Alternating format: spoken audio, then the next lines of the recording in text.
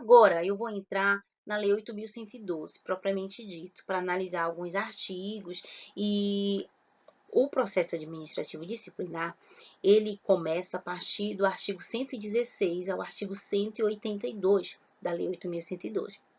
E no decorrer desses artigos, nós vamos analisar os deveres e as proibições dos servidores públicos. E também as faltas graves, quais são as sanções para essas faltas, certo? Vou iniciar no artigo 116, que fala sobre a questão dos deveres do servidor público, né, do regime disciplinar.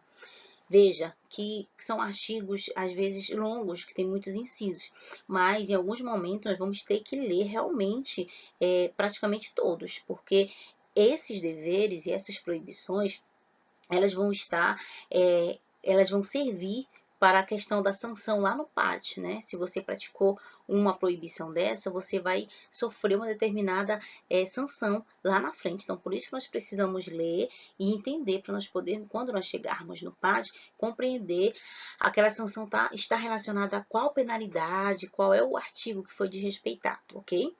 O artigo 116, ele começa assim: são deveres nossos exercer com zelo e dedicação as atribuições do cargo, ser leal às instituições a que servir, observar as normas legais e regulamentares, cumprir as ordens superiores, exceto quando manifestadamente ilegal.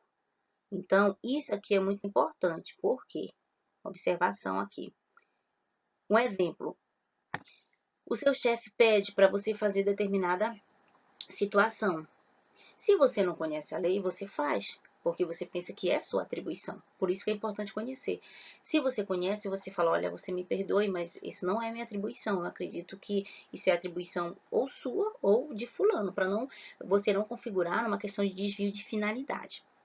Outra situação, às vezes, o chefe, por exemplo, esteja querendo agir de má fé e pede para você cometer determinado infração. Você, por não conhecer a lei, acha que, poxa, mas ele é meu chefe, eu tenho que obedecer às ordens do meu superior, senão eu vou estar cometendo infração. Vai lá e comete. Você está cometendo crime, né? Então, quando você sabe que se a ordem dele foi legal, você vai falar, olha, eu não posso fazer isso é ilegal, eu não posso agir dessa maneira, com ter essa conduta, e você inclusive orienta ele de que ele pode ser penalizado se ele realmente dá seguimento para fazer esse tipo de situação que não é legal. Atender com presteza ao público geral, as informações que são requeridas e prestar esses esclarecimentos necessários. Expedir certidões, enfim, deixa eu passar aqui, que essa aqui é importante. O inciso 6º. Levar as irregularidades de que tiver ciência em razão do cargo ao conhecimento da autoridade superior.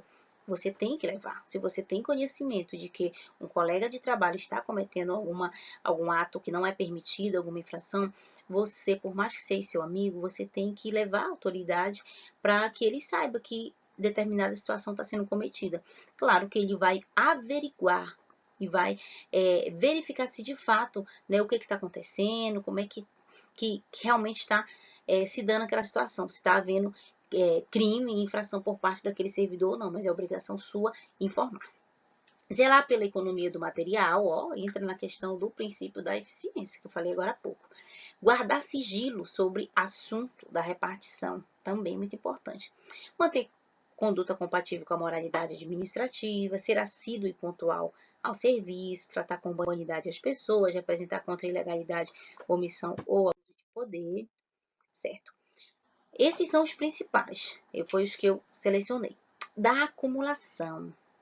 O artigo 118 da Lei 8.112, ela fala que é vedada a acumulação remunerada de cargos públicos. Mas existe exceção, inclusive, que a Constituição permite que exista, né, que esses cargos podem ser, sim, cumulativos, com algumas exceções.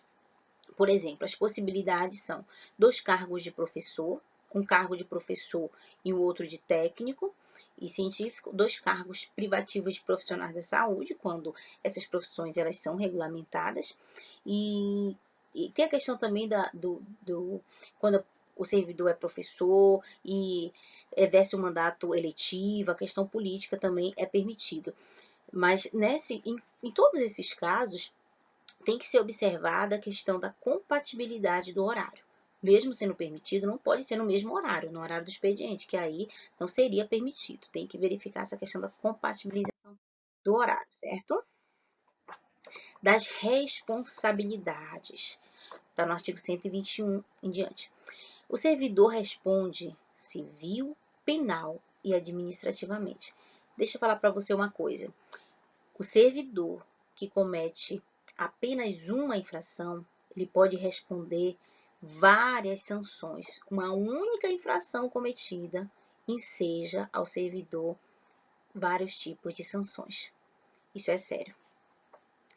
A responsabilidade civil, ela decorre da omissão ou da comissão, dolosa ou culposa. Eu vou falar mais adiante da responsabilidade de cada um.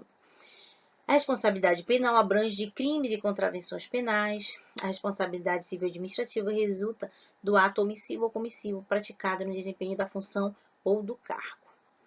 As sanções civis, penais e administrativas poderão acumular-se, sendo independentes entre si. Elas são independentes, mas elas podem acumular.